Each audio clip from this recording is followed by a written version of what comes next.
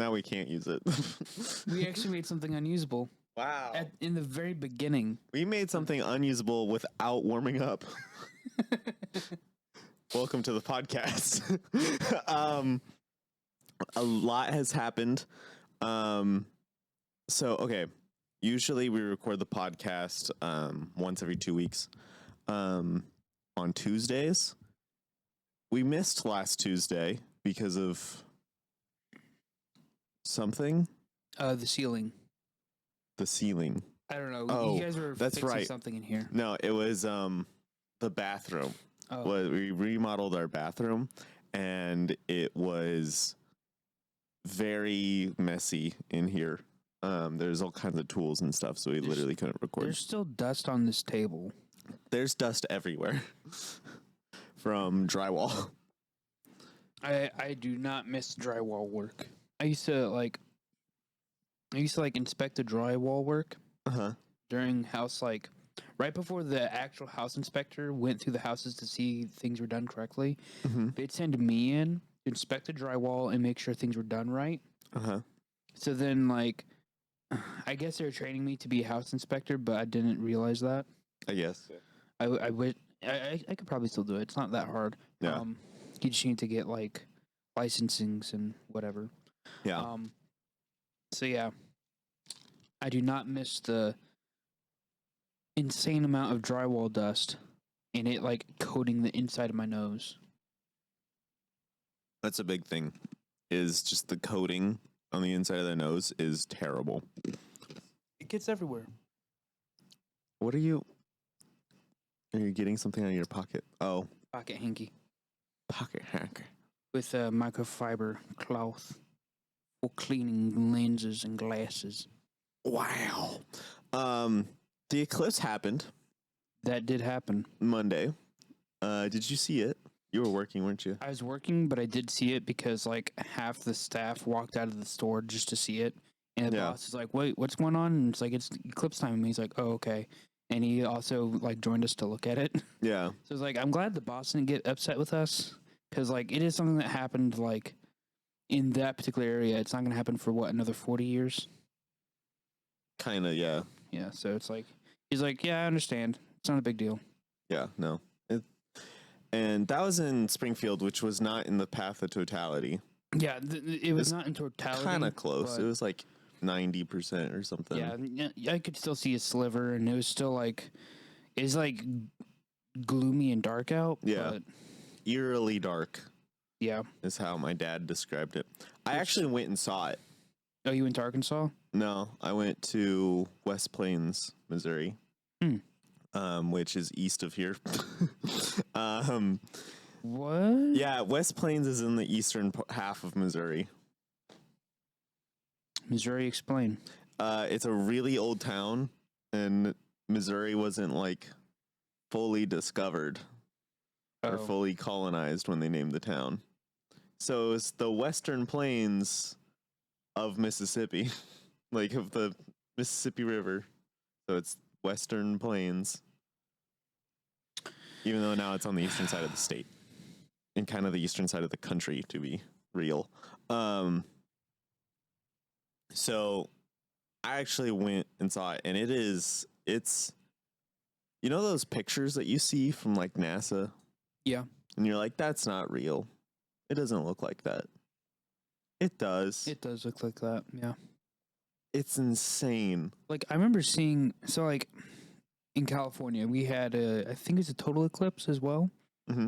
But I'd have to ask my dad the details of it, but it was super freaky. Really? The sky was orange and dark. That's weird.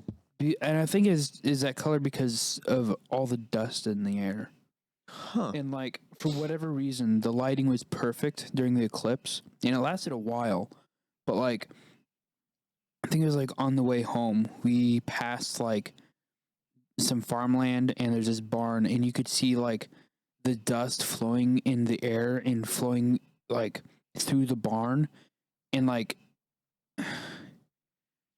because of the orange hue everything had from it was a dark color with like it was like very dark gray with orange because of the sand and what little light there was, and so it looked like the barn was like exhaling orange dust and smoke. That's weird. Like it looked like I was on a foreign planet, and I've never seen something super like weird. that. Huh. I'd have to ask my dad the details because I was like a very little kid when this happened, but it was freaky. Your dad's like, that never happened, Gabe. It absolutely did happen. No, but the eclipse is wild because you usually have those, you know, those eclipse classes, which I did have. I know I said usually, like I didn't have them. I did have them. I actually had welder's glass, which is even better. It was amazing because it covered like your whole vision. So I was using welder's glass. You just like look at the sun and it gets like small. It gets to this tiny little dot, itty bitty little dot, and then it disappears. The whole sun disappears and you can't see anything. And then you take the glasses off and it's just this. There's nothing like it. It is the only way I found to sufficiently describe what it looks like is what I can only imagine is the eye of God. Like it's like nothing I've ever seen ever. Like there's nothing that looks like it. Because like when you're in nature and you go see something particularly pretty, you know, you go see a canyon or something in Utah or something, and you're like, whoa. But your brain like comprehends it. Like it doesn't quite comprehend like the size, which is cool. It makes you go, whoa. But like you understand what it is. Like, yeah, those are mountains and canyons and red rock. Okay, I understand what these things are. But you don't understand the gravity of like how big this area is. Kind of like when we were at the Grand Canyon, like we couldn't really like we can like understand, hey, if I wanted to travel from this side of the canyon to that side of the canyon, it could take me days. A very long time. Yeah. It's like we can get that, but you can't really like grapple with it entirely, but you still like canyon. I understand what that is. Yeah. You look at the eclipse and you're like, this doesn't make sense. I haven't seen anything like it. Makes you feel like a toddler. Like, just like, what? It breaks your mind, and it's so, so pretty. And it's also just like 360 degrees of, like sunset around you, which is really pretty. But yeah, just like the tendrils of light coming off of it, and there's also this like pink dot that I later learned was a solar flare that was 3 times the size of Earth. Like I'm pretty sure it was if you took Earth and you peeled it out flat, and then you took 3 of them and stretched them out longwise, that was the height of it. Jeez. That's humongous. And it was just a tiny little pink dot. But is that why today is like 80 degrees while yesterday was like 60? No. No, I don't. I think that's more to do with like wind. Yeah, I do find it irritating that Missouri it'd be like 60s yesterday, but then like today's like 80s. Well, like I hate this. Today, our high is 82, which it's at right now as of 2 p.m. And our low is 43. Yeah. That's a little too low for a high of 80. Yep. That's kind of ridiculous. Though I kind of figure it was probably 40 this morning, and it's not going to get that cold. Dude, I haven't had heating or AC running in my house for pretty much most of this week, just because I haven't needed it. My house is sitting at 60 degrees. Whoa. Really? Yeah. You got an efficient house, I guess. Efficient enough. The thing is that we normally keep it pretty cold. Yeah. And so it's like, we just, yeah. We usually keep it like cool. I think like usually mid 60s Yeah. because it's comfortable to do anything in that temperature. Yeah. It's like a cave. Yeah, it is. I like cooler temperatures. I like my house to be cool. Yeah, because I don't want to sweat while I'm doing chores. Yeah. And I like bundling up to Mhm. relax. Yeah, like if I go to when I want to go to bed, I want to be able to like put on like bed sheets and not be sweating. Yeah. That's preferable. Yeah, that's where I'm at. But also not so cold that you wake up with like a sore throat, but that has to be Yeah. like 40 degrees. Yeah, which I've experienced before. But Yeah. We were talking about Nerf a little while ago. Yeah. I don't know exactly why we were talking about Nerf. I think we were on the subject of China or something. Yeah. And we started talking about Nerf. And I randomly remembered, I don't think I've ever talked about this on the podcast. I don't know if it's still an unreleased Nerf item. I think it was released eventually. I think I remember seeing ads, but I had this Nerf toy before it was released, like before pretty much anyone knew about it. And that is the Nerf. I can't remember exactly what it's called. I think it's called Starfire. Nerf Starfire glow in the dark football. Oh. Yeah, which you've seen this before. Basically it came with like these, they weren't glasses, but they were like, they use the same like, the nose pads and the ear stuff. So they're glasses, but they didn't have any like lenses or anything. It was just this piece that went like across your brow line that had lights on it, and then the lights would reflect on this like reflective tape that's on the ball. So you could see the ball in the dark, kind of. And I remember we got this and we were like, whoa, we have a toy that's not released yet. And so we're like, yeah, we're going to test it out. So we go outside after the sun goes down and we're playing with it. And yes, you can see the ball, kind of. But like, so when football's coming at you, you kind of see it from like this angle, kind of like you kind of see like the bottom of it, and it's spinning. So there's not a lot of surface area here for you to look at. And it only reflects when like your brow line thing is like shining directly at it. So you have to already be looking at it to see it. Yes. Okay. And there isn't much that you can see, and it's moving rather fast. You can't see it. Like, you can't see it enough for your brain to go, that's the football, let me catch. Right. Your brain's just like, there it is, bonk. Like, it takes too long for your head to process it. And I don't know if my older brother, because I was pretty young when we got this, I don't know if my older brothers got used to it or not, but I never did. And also running around to catch a football with like cheap, heavy glasses with like, I think it had like a AAA battery in it, resting on your face.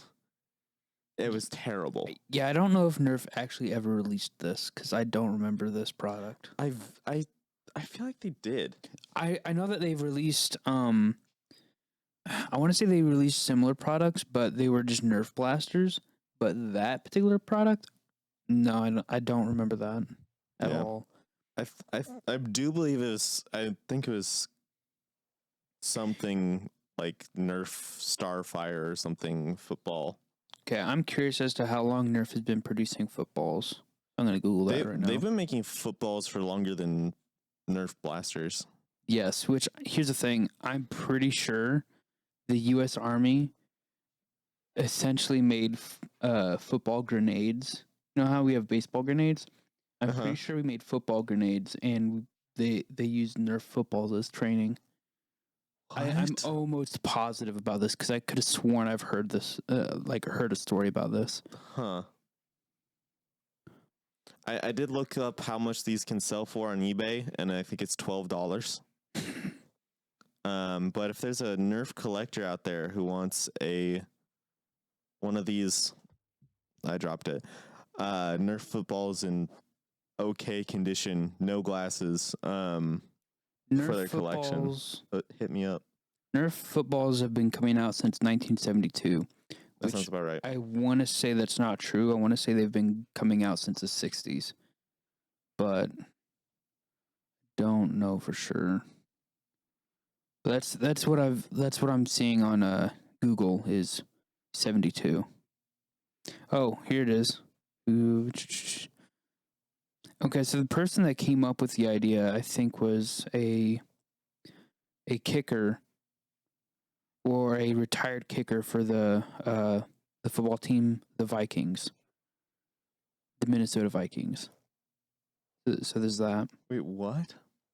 There was a football player invented Nerf football, or at least came up with the idea of it. I don't know the details. You can thank Fred Cox for that, the former Minnesota Vikings field goal kicker who died last fall. Dang. Okay. As of 2020. Oh. So it was the fall of 2019 is when he died, I think. I think that's what they're referring to. So yeah. That's interesting. I'm trying to find this football. Can't find it anywhere. They did shortly after they released that. I'm pretty sure they started making like actual glow in the dark ones. Oh, yeah. Here it is. Nerf Fire Vision Sports Football. Yeah. So there was the packaging. Yep. It's a real product. Yeah, it sucked pretty bad. So it's called the Nerf Fire Vision. So you just go look that up. And then they made like a actual like real glow in the dark like green one called the Nerf Fire Vision Ignite, which didn't require the stupid glasses. So thanks for figuring that one out, Nerf. Yeah. Yeah. So do you want to hear me talk about something that I found out? Absolutely. So I think it was Thursday. It was either Wednesday or Thursday. No, it was definitely Thursday. I come into work and the guy that just came back from vacation, John, he's in charge of my department of clicking shapes out of leather. Uh-huh. And we've already lost one other guy from our team because our team used to be 3 people total. Me, John, and this other guy. And that other guy was let go a couple weeks ago. Uh-huh. So it's like, okay, crap. Now we're going to have to like make up for the work he used to do. Mm-hmm. And now it's only me and John. Uh-huh. John goes on vacation almost immediately after that guy gets let go. That sounds about right. And he tells me, yeah, I'm going to go on vacation, do these things. I may not come back. And I'm like, okay. But like, he sounded sincere, but part of me is like, he has to be joking. Mm-hmm. He comes in on, he comes back and is working. And then on Thursday, he's like, so yeah, I put in my 2 weeks and I'm, well, he said that he's told the company that he needs a leave of absence. And they said, okay, we'll give you that leave of absence, but for legal reasons, we're going to have to take you off our like roster of employees. Mm-hmm. And he's like, okay, that's fine. But then they're like, you can still come back though. Like we're leaving that door open for you to come back if you want to. Yeah. So he informs me that he's leaving the company to work on his farm. And then I'm like, oh, cool. Cause like, that's an important thing. And honestly, he's going to do more good doing that than working for a different company. So it's better for him to do that thing. But then there's me realizing, wait, I'm going to be the only person in my department. Yeah. So by default, that makes me the head of my department. Does make you the head of your department. Also by means default, that you will have to turn You have to train someone if they hire someone else. Well, here's the nice part: is a lot of the people that are in other departments in the shop area, they don't need to be trained because they moved from the clicking department to like other departments. Oh. And so I basically don't need to train anyone. Oh, that's nice. And I just need to answer questions because they may not know where certain things are or how exactly we do something. Yeah. But here's a problem. There are certain things that I don't even know how we do exactly. Oh. Because it's just like the head of the clicking department is like, yeah, we've always done it this way. And it's like, okay, how do we know? And it's like, well, we don't. He has it like written down in a notebook. Oh, yeah. And so it's like, I just have to memorize these things. And then everything else, I'm just like, all right, this is how I would do it because this makes sense. Yeah. Like if there's information telling me exactly how something is supposed to be done, I'm going to look at what needs to be done and be like, well, of course you do it like this because this would make sense. Yeah. And then just wait for someone to tell me, no, that's not how we do it. Yeah, pretty much. There's several times where I'll do something and I'll be like, yeah, I'm going to do it this way because that makes sense. And then I'll do it and it's just like, oh, this is terrible. And then I'm like, how are we supposed to do it again? And I'll actually look at it and it's like, oh, yeah. you do this so that doesn't happen. Cool. Precisely. Which, like, the company I work for is really good at saying, hey, if you find a better way of doing something, do that. Yeah. Unless otherwise told not to do that. Because surely if someone's telling you, hey, don't do this very specific thing, it's because someone has already done it and it doesn't work. Yeah, definitely. But they're pretty relaxed about that stuff. I'm going to be the only person in my department by default. I am the leader of my department by default. You should start a coup. I should. I'm pretty sure that's just forming a union, but yeah. You should do something like that. It'd be funny. But or you should just be like, I want to be granted the rank of master. I should ask for a raise though. You should. Probably. Like, yeah, you should, because you're the only person in your department. You have so much more work. You can actually get that done. You need a raise. Here's the problem though. I know how to get the work done. It is not realistically possible to get it all done most of the time. Yeah. Because sure, I'll get orders in to do something, and that's not a big problem.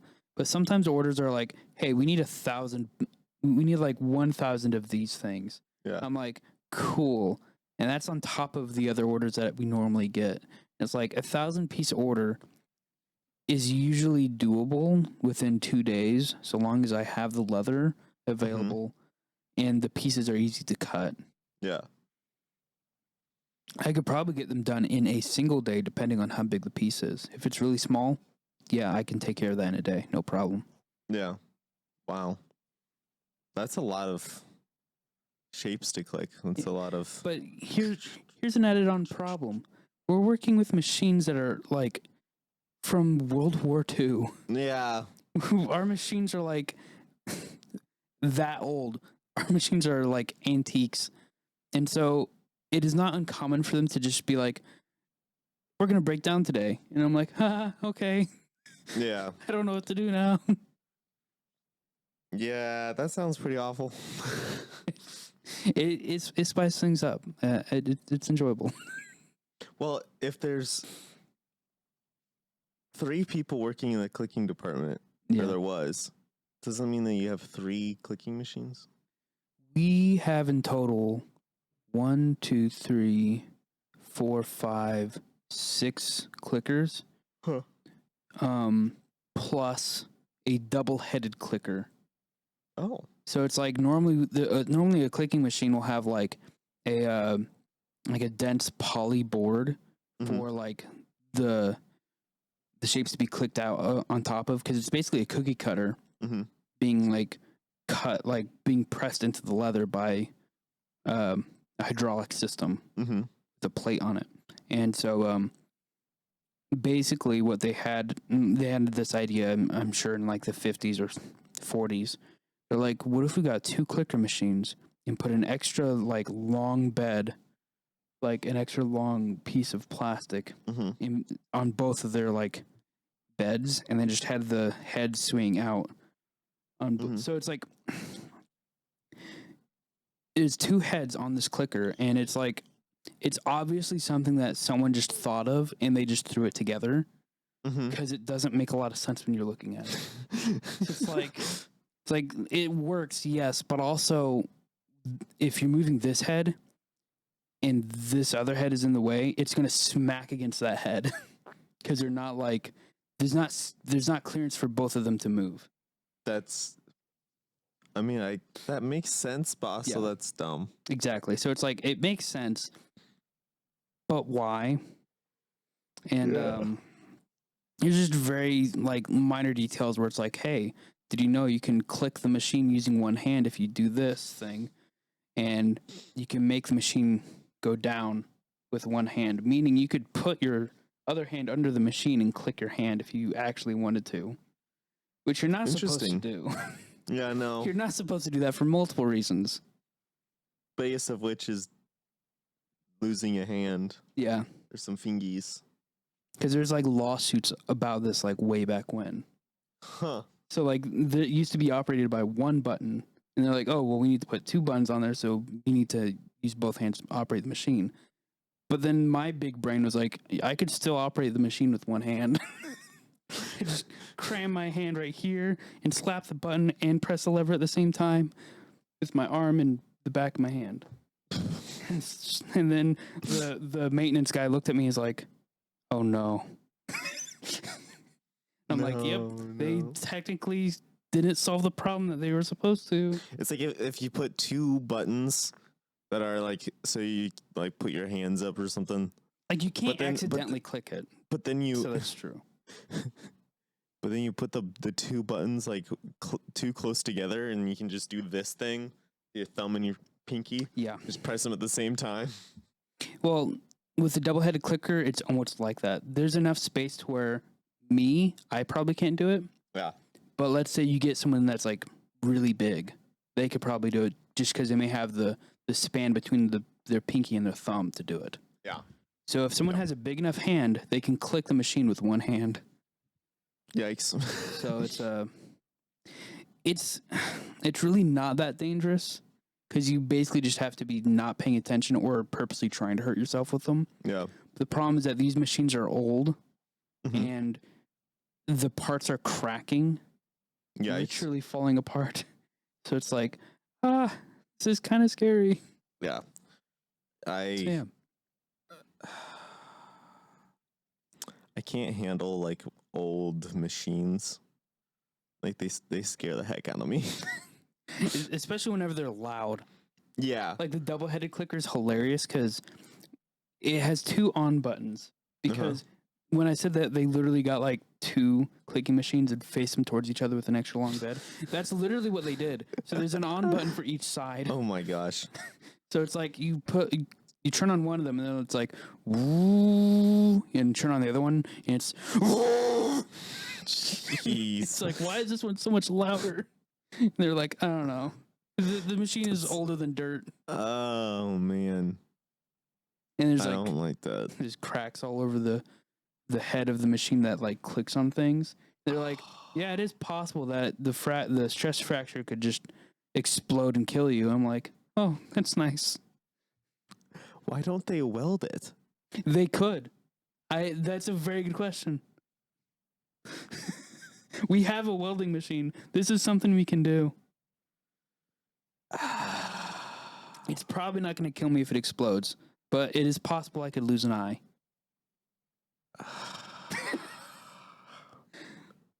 Why would it? Why would you risk your employees instead of just taking a couple hours to weld the stress fracture I so really it doesn't don't break? know. Oh my We goodness. did get a Sharpie and mark where the stress fractures end. So if we see them getting bigger, we're supposed to tell somebody. Interesting. I mean, I guess that's a solution. It's not a great solution, but it's at least better than saying, "Good luck. Yeah. Hopefully you don't Yeah. die." Nothing's probably going to happen I think you're gonna have to have a catastrophic malfunction for it to break. Probably. But because of how old these machines are and how prone they are to doing that kind of thing, it's very likely it's gonna happen. It would take something really, really bad to go wrong for this to break this badly. Luckily, that's also what they said in Chernobyl. Yeah, it's kind of like that, where it's like, yeah, something catastrophic it would have to happen for this to go bad. And unfortunately, these machines are prone to having catastrophic malfunctions randomly, Yeah. especially because they're like 60 years old, Like 70 years old. That we talked about a few weeks ago with your coworker the almost splitters. dying. Yes. And oh gosh. Yeah, he's about almost getting Darth Mauled. almost getting Darth Mauled. He's actually about to be a dad soon. Yeah. Yeah. I think you mentioned that. Yeah, that's scary. Yeah. So yeah, I would be looking for a new job if I was that guy. I think he's trying to train someone to take his place on the splitting machines. Yeah. He's trying to train me at first, but I was like, look, my nickname growing up was accident prone. Why would I want to be working with a machine that can split me down to like 2 ounces? I would not do a very good flat Stanley. I'd be dead. Yeah, you would. Oh man. So I have been vehicle shopping Oh yeah. a little bit, just looking around, because my Ford Ranger, my poor Ford Ranger, is getting awfully close to the 300,000 mile mark. Like, I think at the rate I'm driving it right now, it will take about a year for the next 20,000 miles. Wait, no, 20 weeks. 20 weeks? Yeah, I go, oh, wait, no. 40 weeks. Okay. So about a year. Yeah. Take about a year for me to get to my 300,000 mile mark on my truck. So I've been kind of looking around. I want to get a Toyota because my last Toyota we ran until like the frame and body started like decomposing.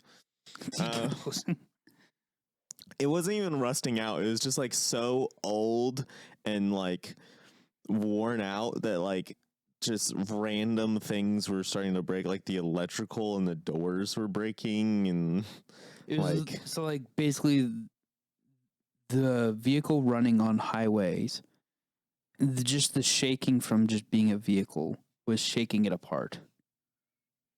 Yes, because it was so old. We put like I think close to 700,000 miles on that vehicle. Didn't Ethan take that vehicle for a while? He drove it around. I did as well. Was that the vehicle that Nanny tried to have me drive with? Like, yes. You had to. Okay, yeah. The power steering on that thing was non-existent, and I was surprised that Nanny was able to drive that because I drove it like twice, and I'm like, I hate this thing. It's a death trap. Well, Nanny grew up with no power steering. Power steering wasn't invented, so she's used to driving cars like that. I didn't know cars drove like that at all. Yeah. My truck's wheel isn't that light. Because like I could like turn the wheel all the way to the left or to the right, and it would like eventually take that way. Eventually, it might take tomorrow for it to take the left turn. Yeah. But it's like, no, I want to go left now, not 5 minutes from now. Yeah, it was a little scary. But someone did buy that. Yes, I think they bought it for $1,000 or something. But it was a 2002 Toyota Sienna. It had the engine replaced on it halfway through its life, and the transmission got replaced once and rebuilt twice. Jeez. But that was about it. And the fact that it lasted as long as it did, to the point where it's just like the functionality of the vehicle is still there, but all of the creature comforts are breaking because it's so old. And just like that, that's the sign of a good Toyota, you know? That it's still going even though you should not drive it anymore. Yes. Like, did I show you that video of the Toyota Hilux? Where it's like indestructible. Yeah, so I've seen videos was about it. a video where it was like the front corner was like clipped by a car. Like it was in a car accident where it hit like right at the engine bay. Like the side that was hit was like gone. The wheel was missing. Like it was mangled, right? Yeah. It's still, a dude put some oil in it, put some gas in it, put some coolant in it, and it just turned right on. Isn't that the same truck that like people have literally dropped out of a helicopter and it just like plummet to the earth at the speed of Mach truck? And they're just like, all right, now that it's impacted the earth, let's start it, and it just starts right up. Probably. Yeah, I'd assume so. that's also the truck that you can't really get in the United States. No, you can't. You can't get it here. Thanks, America. I think it's a European Toyota design. It's a European Toyota design, and the reason why we can't have it is because of American chickens. What? Oh, There's a Fed electrician video about this, and it's the way he explained it. It's like, oh, that makes sense, but it's also so stupid that that's still a thing. that's right. There was a thing where Europe wasn't buying chicken from America anymore, and so he put tariffs on trucks and They put vehicles or tariffs. something They on a put bunch of tariffs things. on But our. Yeah, they put tariffs on our chickens because we were able to sell them at a better price than European farmers, yeah, and so European farmers just couldn't compete with us. yeah. So, and we put a bunch of tariffs on like the stuff that we were making that we wanted to sell that to was our done own in, like, people. I think that was done in like in the 60s too. Probably. So, and like that's the reason why you don't see hippie vans anymore is because of those tariffs. Because those are those are Those are BM or not BM, Volkswagen, which Yeah. is a German, but Mhm. I thought they had a plant here at that time. There is Maybe a not. Volkswagen plant here, I think, but we don't make them here. No. That particular vehicle is made, I believe, still in or used don't to be think- made in yeah. Germany. Yeah. They Used to be probably made in have Germany. they probably have a newer version of it that I think they did, and it looked pretty. Maybe it was a concept car where it was electric. Oh, and yeah, but it was probably. like the same kind of style body, just kind of done up a little better. honestly, if more companies decided to like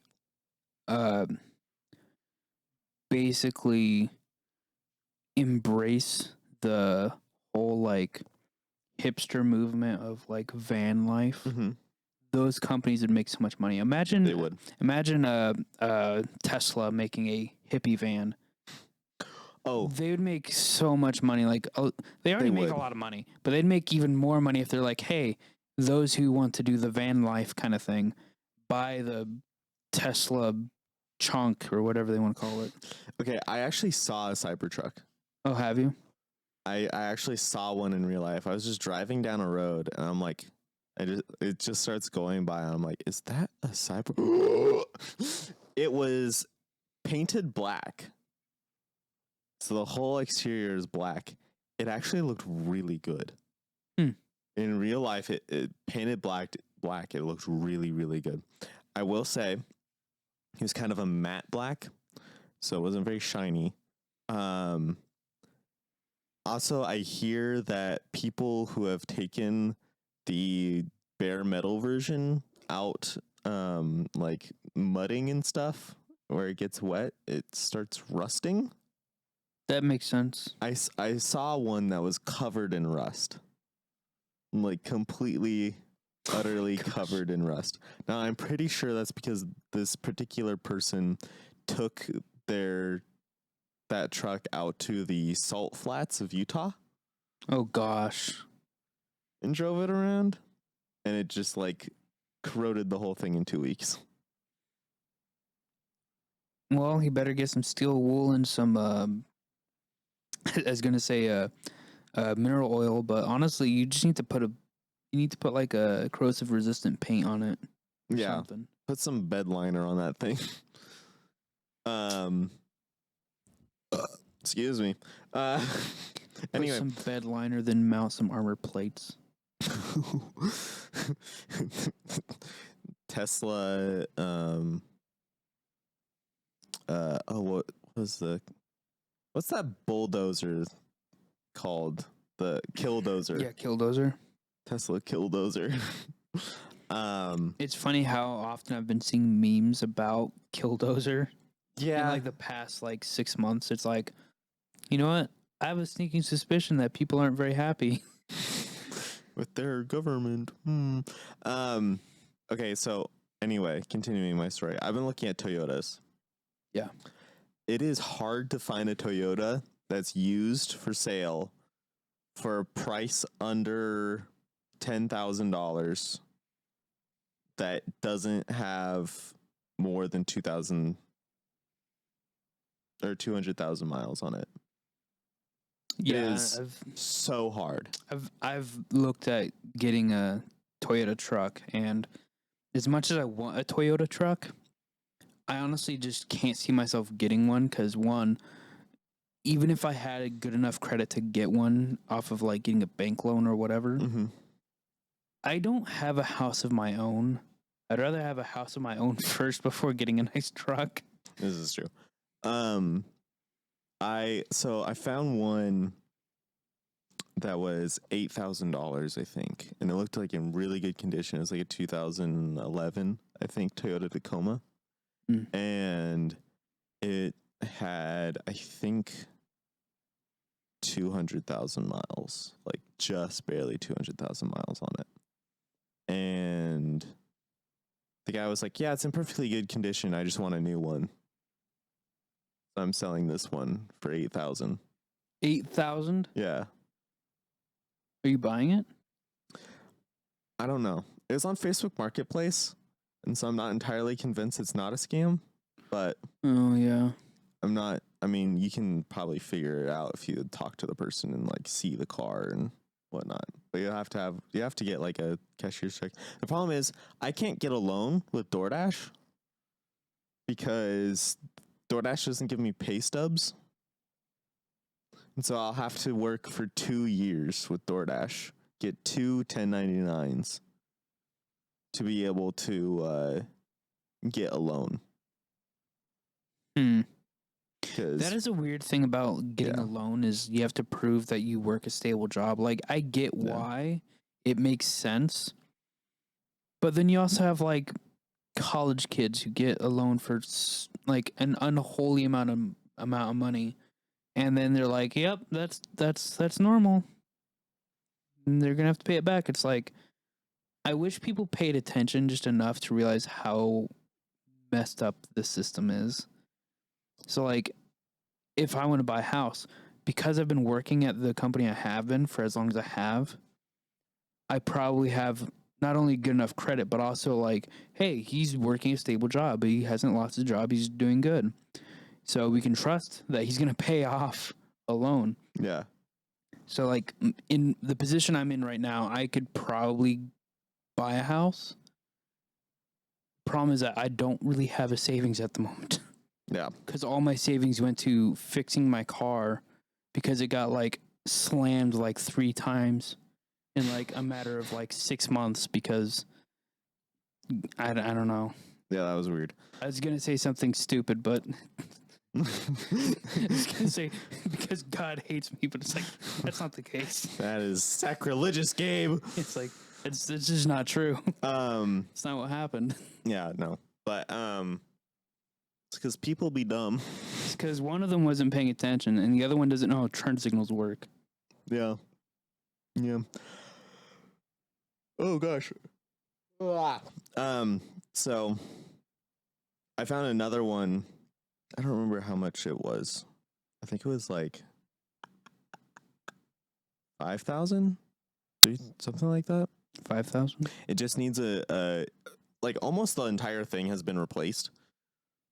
pretty much. It's like a 2003 or something like that. So it's a 21-year-old truck. Yeah, but it's got like the interior is beautiful.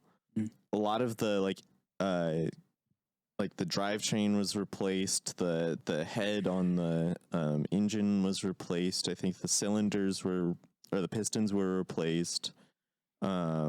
Ignition was replaced. Like there's a AC was replaced. Everything that could go wrong has been replaced in the last year.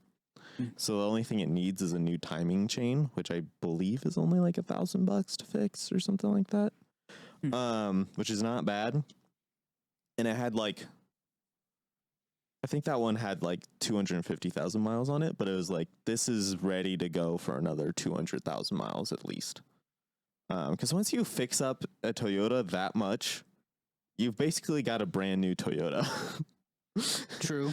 And here's the thing: if you want to kind of modernize it, it doesn't take much to to install a backup camera or like any of that. The creature comforts of the modern creature comforts have gotten easier and easier to find and install, and there's different versions.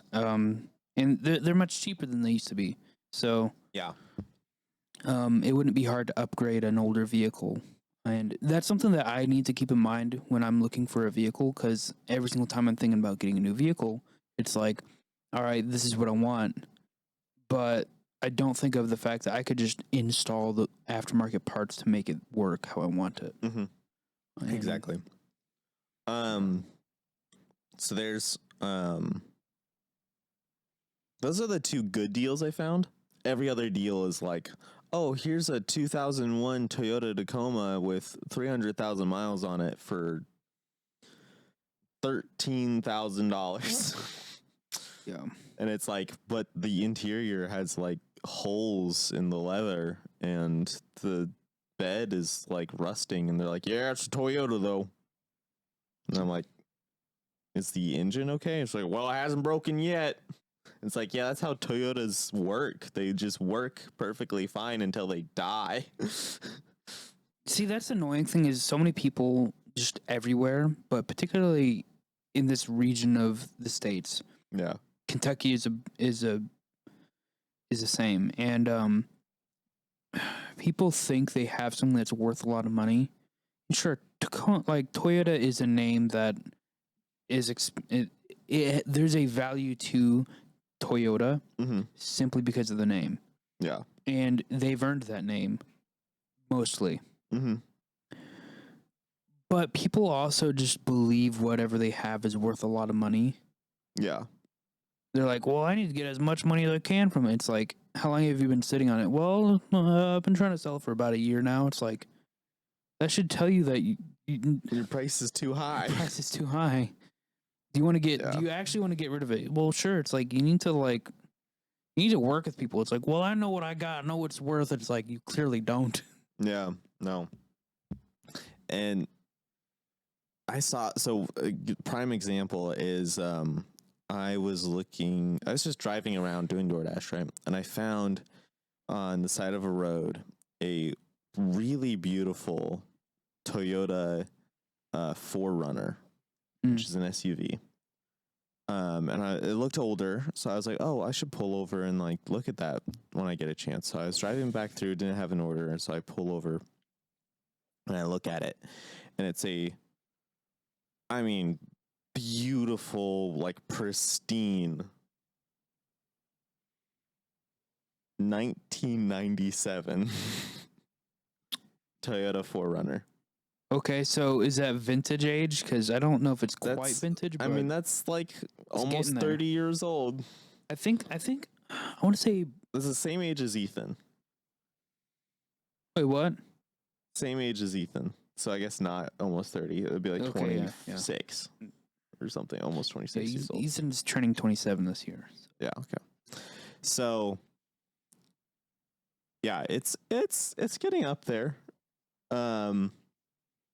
But there was a little bit of a issue with the center console, the leather on it was kind of like it had some cracks in it. Yeah, that's normal. That is pretty normal. But then like the seats looked pretty good. I mean, they almost looked reupholstered or something, or like they had seat covers on them or something. They looked really good. Carpet looked good. The entire, I don't know if it had gotten repainted or something, but it was like pristine. There's no rust on it, except for like underneath it. Of course, there's rust underneath it, but it wasn't like an excessive amount of rust. And I had like 275 miles on it. 275,000 miles on it. $9,500 for a 19. I think the dryer's done. Yeah. 1997 4Runner. That's like at the end of its life, pretty much, or like at the end of the life of its transmission and engine. Yeah, that's ridiculous. Especially since it was like late 90s Toyotas, they like the creature comforts that are in it don't work very well. Like the air conditioning kind of sucks. Yeah. Just out of the box, it kind of sucked. And like, I mean, even like the wiper blades are not that great. Like there's just so many things that have to be like changed for it to be like a good modern vehicle. And you're charging almost $10,000 for it, which is half of a new car. Yeah. That's insane. I also was looking at a 2017 4Runner from a dealership. Yeah. $18,000. That's probably more reasonable. That still sounds like it's on the high end. That's almost a new car. Okay, where were you getting? Where was it from? A dealership. What dealership? Not a very big one. Okay, because I was gonna say if it's from like a country dealership. So there's a dealership that's like big around here and local. Yeah. New Blood. Young Blood. Yeah, that's right. Young Blood. I've heard nothing good about them. Most of the bad things you've heard from me, because they're terrible. It's not even just you. The only thing I've heard positive from them are people that know the people. Yeah, the only positive things I've heard about Youngblood are from people that like grew up and know the owners and get very good deals on their vehicles. Yeah. Other than that, everyone's like, "Why would you ever buy a vehicle from Youngblood?" Yeah. They're so overpriced.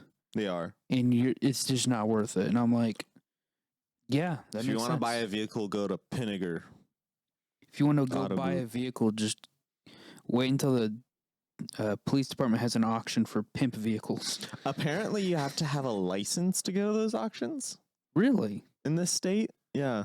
Why? I don't know. Because I don't know if that... Okay.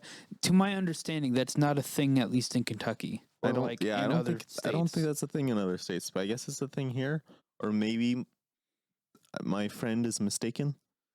It may depend on what vehicle you're buying from the police.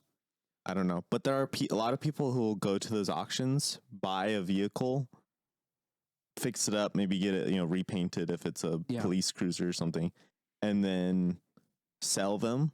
Like I actually saw one. It was a 2017 Ford Explorer police cruiser.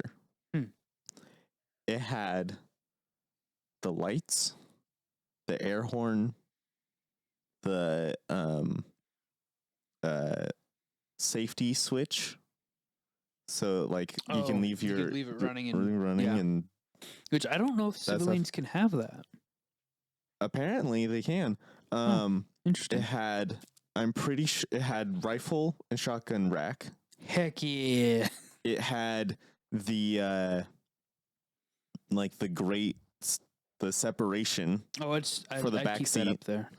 I'm pretty sure it had the pistol, like it had like a lockbox holster thing. Oh, that's cool. It had everything but the laptop mount. Because it's probably made before they started. No, it was around. It would have had it. I think it literally said in the description, "Remove the laptop rack because who the heck needs that? Pretty much no one. No one. No one needs a laptop mount in their car." See, so here's the thing. I wish we'd like interview a police officer on this podcast and I don't even know how much they're allowed to tell us, but I'm very curious as to how things work on the inside of a police cruiser because it's like you have a laptop. What happens in a car wreck? What happens does it go into sleep mode? Like, how is it set up to where it's safe and yet you can operate it? It's like you surely are not messing with that thing while you're driving. God forbid you are. I think they are. They shouldn't. Dude, with how people drive here. Yeah, they shouldn't, but I think they are. But granted, I don't know. It's the police officers around here don't drive too terribly bad. They do tend to have they tend to make wider turns than they need to. They also tend to speed around here. They do, but everyone does. It's Except weird, for though. the olds that are refuse to go over the speed limit because they think God will smite them. Well, this road used to be 20 miles per hour. But it's like even on the highway, it's like the highway speed is like 65, so they'll go 60 because like they can't get close to the limit. Meanwhile, people are passing them going 80, flipping them off. Yeah. It's like here's the thing. You should go with the flow of traffic. I know the speed limit says 65, but everyone, including the police, are going 80. Yeah. What you're doing is making everyone around you angry. Yeah. And then every single time,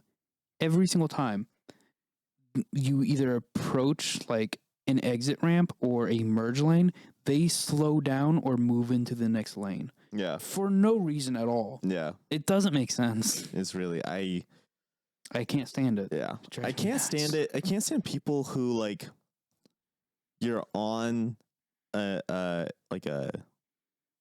merge lane and you're like, okay, there's someone right next to me, so I'm going to slow down so I can go behind them. But then the person that's on the highway already is like, oh, there's a person So trying they to get also in, so they're slow going to slow down. down. So we're both slowing down. I had that happen Friday, and I got so just frustrated with this guy because he was not trying to pass me, but he was like, we were going the same speed, and his merge lane was running out, and so I had to swerve into the next lane. I checked to make sure I was clear. Yeah. But still, just I was so mad because it's like all you had to do was speed up to the speed limit, and you would have gotten in front of me, or just merge. Stop. It's like because the people around here decide, hey, there's a merge lane coming up. I'm going to move into the lane left of it. Mm-hmm. And so they make room for people to quote unquote merge. You're not supposed to do that. No. Nowhere else in the entire country does anyone do that but here in Missouri. Okay, they do it in other places, but I have not they're still seen not it. supposed to do it, and it's not as common. But that's common courtesy here, and it's dumb. It's not a courtesy though. It's enabling bad driving. Yeah, it's what really frustrates the heck out of me though? New cars with all their safety stuff. Okay, yeah. It actually encourages poor driving etiquette. Really? So my mother's car is a 2023 Hyundai Santa Fe. And it has all the lane assist, collision detection, all the things. Yeah. And I hate the collision detection stuff. Why? Because if you are in a turn lane, okay, Oh. and you're moving, Yes. so you're getting into a turn lane, and there's a car next to you, also in a turn lane, and you're slowly moving up to your line, right? Mm-hmm. And you turn on your turn signal because that's what you're supposed to do. Before you come to a stop, it will beep at you because it thinks that you're trying to merge into the next lane, and it thinks that you're gonna hit the person, but it's like, no, I have my turn signal on because you're supposed to.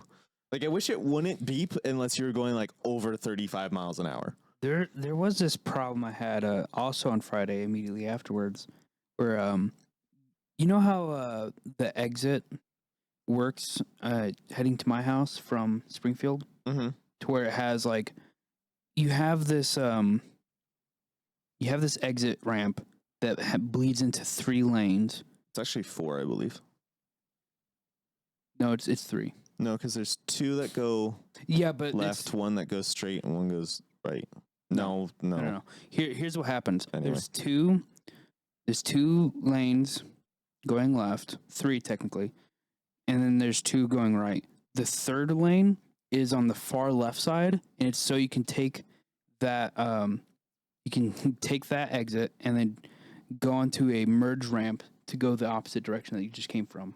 That's true. Yeah. And people around here don't know how to drive, like Mhm. just as a general statement. And so I'm in the middle lane. So I'm supposed to be in the left lane that's not going on the merged lane. Uh-huh. And so this lady next to me on the right lane tries to go into my lane, thinking that's the lane that she's supposed to be on, because apparently lines don't mean anything to her. Yeah. And she's like getting mad at me because I'm driving my car. Yeah. I'm just like, you are the one that almost ran into me. Yeah. I have the right of way, you do not. It's And this is a daily occurrence with me. And like I honk at somebody almost every other day driving in Missouri because people are just stupid. Yeah. And it's actually I'm on a Facebook group for Ozark, Missouri. Just a community Facebook group. Mhm. And I saw a few weeks ago that was like, hey, just letting everyone know, if you are driving poorly, starting today, I will be honking at you aggressively. And I think we should all follow along. I've been doing that for a year now. And like 50% of it was like, no, that's so rude. And the other half not. was like, absolutely, we're joining you.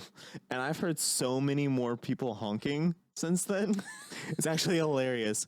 But I have definitely been honking more because it's like, you people need to realize that what you're doing is dangerous. Yeah, like if they're doing something that's actually dangerous, I'll honk at somebody. Or if they're going absurdly slow for no reason, I'm gonna honk at somebody. But if they're doing something that's like just stupid, I usually shrug it off as like, okay, whatever. But if it's like an actual thing, it's like, hey, this is what causes wrecks, I'll honk at them. Yeah. I pretty much only honk if it's like, you're doing something legitimately dangerous, or like, hey, I'm here. I don't know if you saw me, but that was dumb what you just did. Or like, the light screen, beep beep. Dude, the amount of times I see people on their phones while driving is insane. Well, it's legal here. It's illegal here. No. We have a law that's passed last year. Did that pass? I'm 90% sure there's a law that has passed. It used to be, as long as you're over 21, you can be on your phone while you drive. See, it's different if you're like at a stoplight and you're like changing something on your phone. The problem is that people are like not paying attention. Texting or scrolling through TikTok or whatever Exactly. It's while driving, and it's so dumb. It's like you're in your car to drive, not to be on Facebook or Instagram or Pinterest or whatever dead account that no one cares about anymore. You can check your MySpace later, Karen. I don't even think MySpace exists anymore. It's technically a thing, and guess what it's being used by? Pedophiles. Possibly. It's being used by people in the music industry, apparently. Huh. Yeah, as told recently that it's So pedophiles.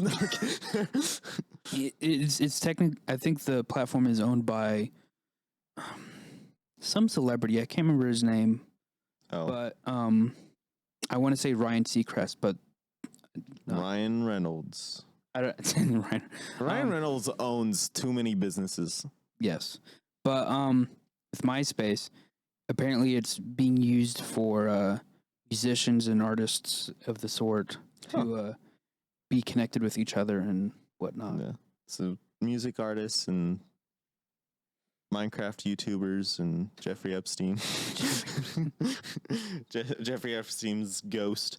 Epstein didn't actually kill himself because he's actually still alive, and what happened is that they switched him out with the corpse replica. That's my new conspiracy theory. Is that he never died. He just is now the head of pedophiles are us.